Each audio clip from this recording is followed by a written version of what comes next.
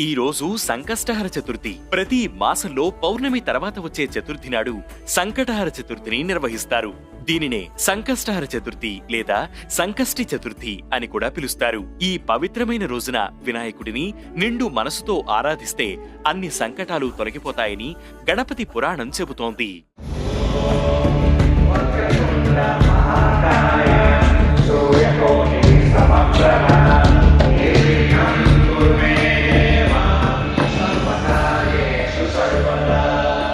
సంకటహర చతుర్థి రోజున ఉపవాసం ఉండడం వల్ల వినాయకుని అనుగ్రహం లభిస్తుందని చాలా మంది నమ్ముతారు.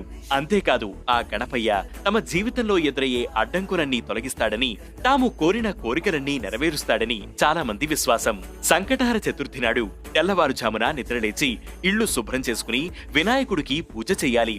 గణపతి విగ్రహాన్ని ఆయనకు ఇష్టమైన పసుపు రంగు పూలను అలంకరించాలి. ఆవు నెయ్యితో దీపాన్ని వెలిగించాలి. సంకటహర వ్రతకథను చదివి హారతివ్వాలి. పూజ అనంతరం ఉపవాసం ఉండాలనుకునేవారు ఉపవాస నియమాలని పాటించాలి. సాయంత్రం కూడా వినాయకుడికి పూజ చేసి చంద్రదర్శనం తర్వాత ఉపవాసం విరమించాలి. ఉపవాసం విరమించిన తర్వాత సాత్విక ఆహారాన్ని మాత్రమే తినాలి. ఇలా చేయడం వల్ల సకల శుభాలు కలుగుతాయని భక్తుల నమ్మకం.